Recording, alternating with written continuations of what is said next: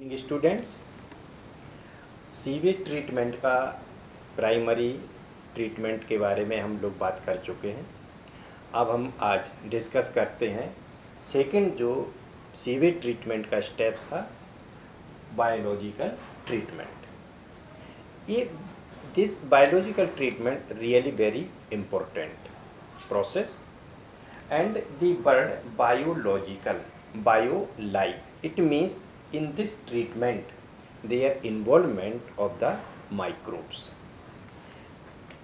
And now here the primary sludge which settle into primary settling tank, and the effluents passes into next aeration tank. So the biological treatment really started in aeration tank.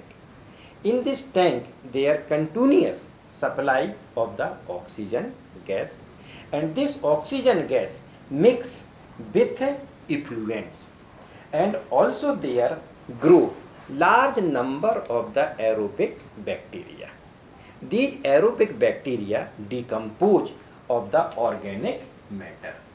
It means in aeration tank their decomposition process of the organic matter, and organic matter change into simpler forms. So during this process the more quantity consumption of oxygen by aerobic bacteria. अब इसके अंदर अगर oxygen की कमी हो जाती है तो कंटिन्यूअस हम ऑक्सीजन की सप्लाई करते जाते हैं। और यहाँ पर एक वर्ड और हम यूज कर आता है word BOD, biological demand of oxygen.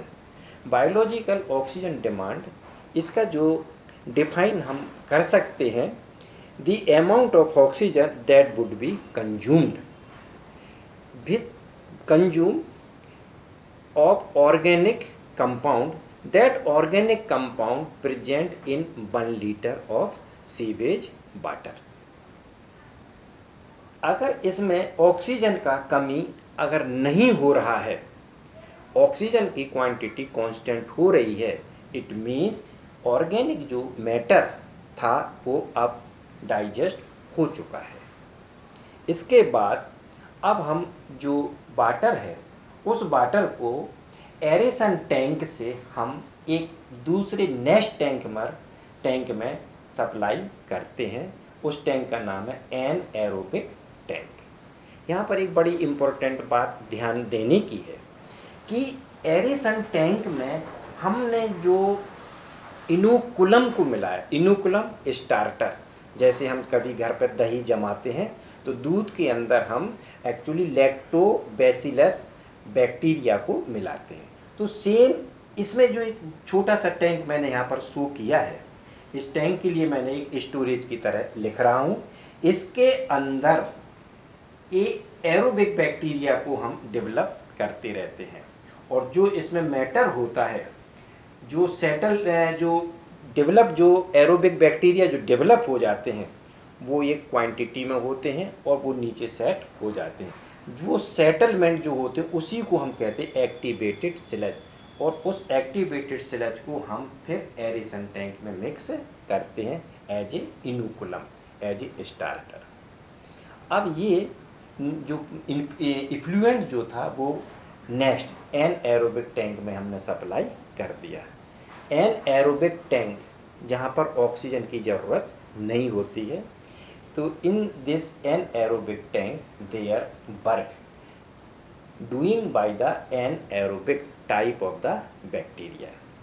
Anaerobic bacteria really they take fermentation process of the material, and during fermentation process the biogas formation and the rest amount which is the used as a manure. Biogas real clean better fuel, clean fuel, and it uses as a lighting purpose and using as a fuel. Thank you, बहुत बहुत धन्यवाद। पढ़ते रहें और आगे बढ़ते रहें। नमस्कार।